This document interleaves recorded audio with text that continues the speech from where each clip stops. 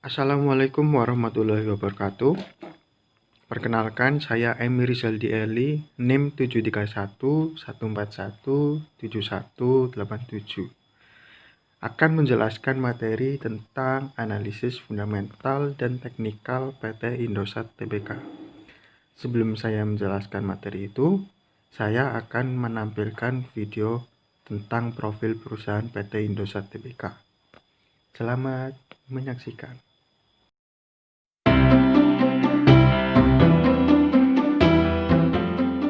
Sebagai pemain global, Indosat merupakan salah satu perusahaan telekomunikasi terkemuka di Indonesia dengan total pendapatan tahunan lebih dari 20 triliun rupiah. Indosat saat ini telah menjadi bagian dari kelompok usaha Ooredoo, salah satu grup telekomunikasi global dari Qatar yang sedang berkembang pesat. Indosat saat ini memiliki 3 sumber pendapatan. Pertama, adalah pendapatan berasal dari bisnis selular dengan brand Mentari dan IM3 untuk produk prabayar dan Matrix untuk produk pasca bayar. Kedua, adalah pendapatan berasal dari Indosat Bisnis. Ketiga, adalah pendapatan dari bisnis baru seperti digital business. Posisi Indosat sebagai perusahaan telekomunikasi terkemuka diperoleh melalui sebuah perjalanan dan perjuangan panjang. Berawal dari tahun 1967, Indosat pertama kali didirikan sebagai perusahaan asing bernama Indonesia Satellite Corporation atau ISC yang menyediakan layanan telekomunikasi internasional melalui satelit. Di tahun 1980, dengan mempertimbangkan nilai strategis industri telekomunikasi, pemerintah Indonesia memutuskan untuk mengambil alih 100% saham kepemilikan ISC dan mengubah namanya menjadi Indosat. Kepemilikan pemerintah ini telah menjadikan Indosat sebagai badan usaha milik negara atau BUMN yang bergerak di bidang telekomunikasi. Di tahun 2001, Indosat mendirikan PT Indosat Multimedia Mobile atau IM3 dan mengambil alih saham mayoritas Satelindo yang kemudian kedua badan usaha tersebut dimerger ke dalam Indosat pada tahun 2003. Di tahun 2004, pemerintah Indonesia memutuskan untuk menjual 41,9% sahamnya di Indosat kepada Singapore Technologies Telemedia atau STT. Di tahun 2008, saham STT tersebut diakuisisi oleh Ooredoo. Indosat memiliki visi menjadi pilihan utama pelanggan untuk seluruh kebutuhan informasi dan komunikasi. Ini berarti menempatkan pelanggan beserta semua kebutuhan informasi dan komunikasinya sebagai fokus utama perusahaan. Untuk mewujudkannya, visi ini didukung oleh beberapa misi perusahaan, yaitu menyediakan dan mengembangkan produk, layanan, dan solusi inovatif yang berkualitas untuk memberikan nilai lebih bagi para pelanggan. Ini berarti secara terus-menerus berinovasi untuk menyediakan pelayanan terbaik yang akan membedakan perusahaan dari kompetitor lainnya. Meningkatkan shareholders value secara terus-menerus. Ini berarti secara konsisten mengembangkan aset-aset yang dimiliki perusahaan agar nilai perusahaan bisa terus bertambah. Mewujudkan kualitas kehidupan yang lebih baik bagi stakeholder. Visi dan misi perusahaan ini hanya dapat terlaksana apabila perusahaan beserta segenap jajaran pekerjanya menjalankan nilai-nilai perusahaan yang dinamakan Indosat Values, yaitu trust atau kepercayaan, yaitu berpikir positif, konsisten dalam perkataan dan perbuatan yang terpuji, serta dapat diandalkan. Care atau kepedulian, yaitu menunjukkan perhatian, menghargai, serta melayani dengan sepenuh hati. Passion to be the best, atau selalu ingin menjadi yang terbaik. Semangat mencapai keunggulan dengan melakukan perbaikan dan penyempurnaan yang berkesinambungan. Fast atau cepat, yaitu sigap dalam memecahkan masalah, mengambil keputusan, bertindak, dan beradaptasi. Youthful spirit atau semangat muda, yaitu selalu bersikap energik, dinamis, dan berani menjadi penggerak perubahan.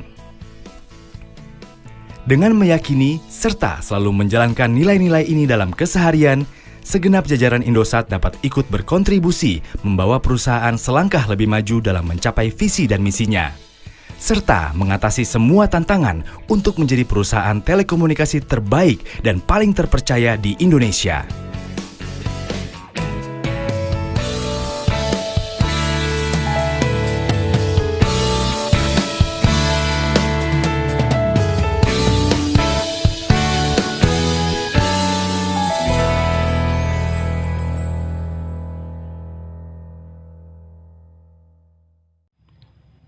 Setelah menonton video tadi, saya akan menjelaskan tentang analisis fundamental.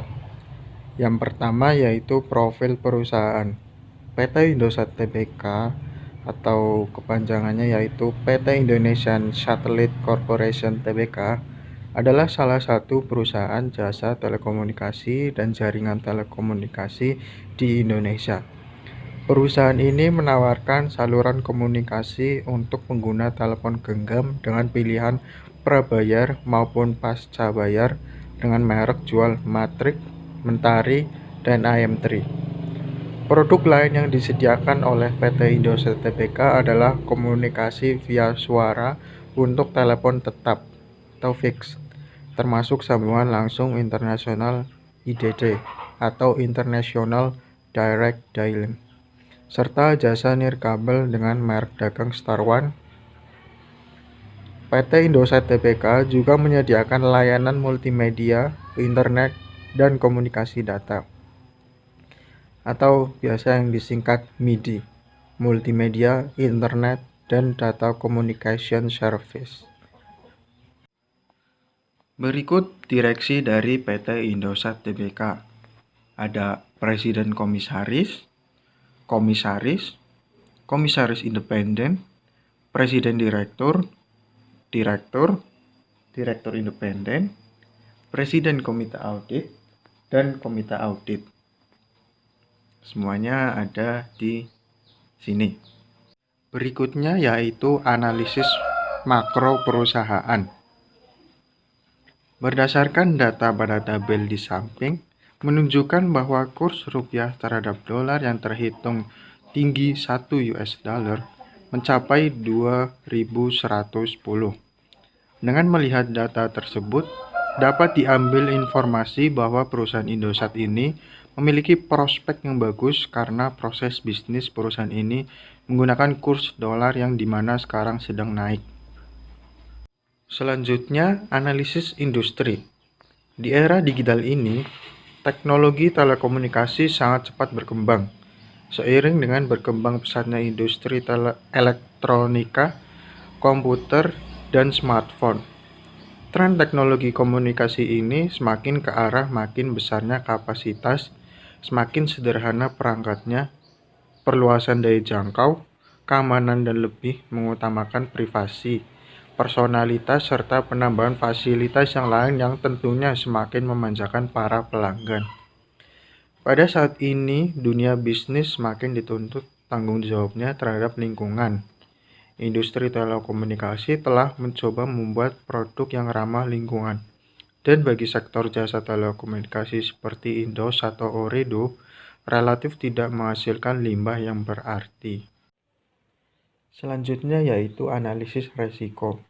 Dilihat dari laporan laba rugi perusahaan, laba bersih perusahaan Indosat meningkat dari tahun 2019 yaitu 1.568.991 dari tahun sebelumnya sebesar minus 2.403.843. Informasi ini bisa digunakan sebagai penanganan resiko investasi pada saham Indosat. Di sisi lain, perusahaan ini akan membuka gerai-gerai baru yang dapat menyebabkan harga saham perusahaan ini naik untuk kedepannya. Berikutnya yaitu analisis rasio.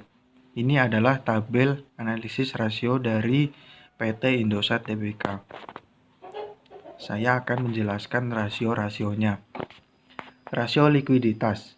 Tingkat likuiditas Indosat secara rata-rata dalam periode 31 Desember 2014 sampai dengan 2018 menunjukkan keadaan yang kurang baik, di mana rata-rata likuiditas Indosat pada rasio lancar sebesar 0,46, menunjukkan angka di bawah 1, artinya aset lancar belum cukup untuk menutupi kewajiban lancar. Sedangkan working capital to total asset menunjukkan rata-rata sebesar 0,45 dari aset Indosat yang merupakan unsur modal kerja. Berikutnya rasio aktivitas. Rasio aktivitas menunjukkan efektif atau tidaknya perusahaan dalam menggunakan sumber-sumber dana yang tersedia. Dari nilai rasio aktivitas, tampak bahwa selama periode 31 Desember 2014 sampai dengan 2018, dana yang tertanam dalam keseluruhan aset berputar 0,44 kali.